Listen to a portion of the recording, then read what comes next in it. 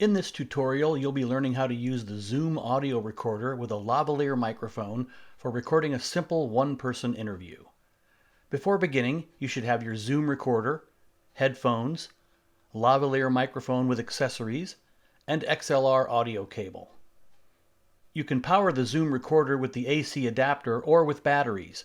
The AC adapter is highly recommended, but if you're recording in an area with no power available, you can insert 2 batteries into the chamber on the back. Make sure the stamina switch is turned on. This will help save battery life. If you're using batteries, you'll see a battery life indicator in the upper right portion of the LCD screen. If you're using the AC adapter, you won't see that indicator, which will also confirm that your AC adapter is receiving power. To turn on the device, slide the power button down and hold it there for a moment until you see it powering up. Insert an SD card into the side slot.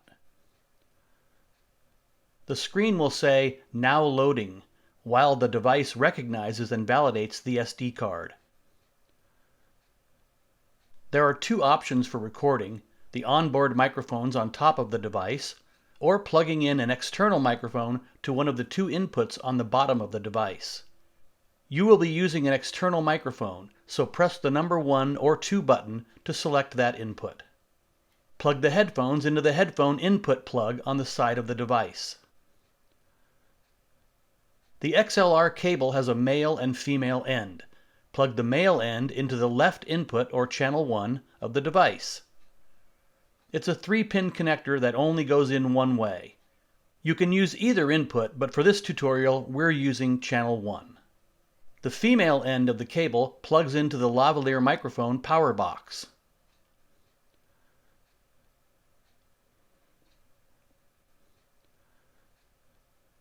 The lavalier microphone power box has a battery chamber, but the battery will not be needed since you will be powering the microphone with the Zoom audio recorder.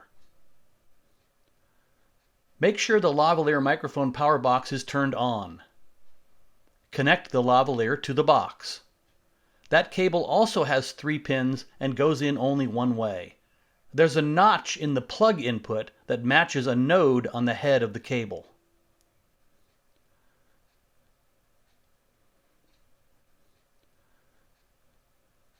The lavalier microphone will have a windscreen on it, which can easily be taken off. We recommend you leave it on to reduce popping sounds common in normal speaking. Snap the clip onto the microphone and attach it to the interviewee's clothing just below the collarbone. This microphone clip can be rotated in any direction to allow for different types of clothing. To set the recording level, have the interviewee speak at the same volume that they will during the interview. Press the number 1 button and adjust the audio level up or down with the record level button on the right side of the device. The voice should be peaking at about -12 on the digital meter, or about 2/3 of the way across the bar. If you press the record level button first, the device will ask you which channel you want to adjust. Simply press number 1 and use the record level button to set the recording level. Keep in mind, the volume button on the left side of the device controls the volume in your headphones, not the microphone recording level.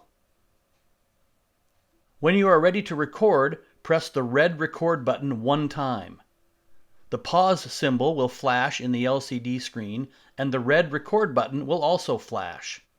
This is the standby mode, which allows you to see the audio level of your external microphone on the device's LCD screen. Press the record button again and the device will begin recording. You can tell it's recording because the numbers are moving in the LCD screen. To stop the recording, press the stop button, which has a square on it. To unplug the XLR cable, press the silver tab to release the cable from the device. To turn the power off, slide the power button down, just like you did when turning it on. To take the clip off the lavalier microphone, do not pull it off. The clip's plastic prongs are very brittle. Instead, slide it down off the bottom of the microphone. This will prevent the prongs from breaking. To retrieve your files, Plug the SD card into your computer and look for the stereo folder. Inside there, you can find the folder 1, and inside there will be your files. If you're not sure which ones are yours, you can sort this folder by date modified to find the most recently recorded files. If your device has been set up for you, you can skip this last part of the tutorial, which covers the menu settings. To access the menu, press the menu button on the side of the device. To navigate through the menus and select the menu items, use the wheel button on the side of the device just above the menu button. The folder menu will show you the folders you can select to record your files. The default is folder 1, so just use that one. The file menu will show you the files you've recorded. In the input menu, the monitor should be on, the 1-2 link should be off, so you can record 2 different microphones if you want to, and the mono mix should also be off. Phantom power should be set to plus 48 volts.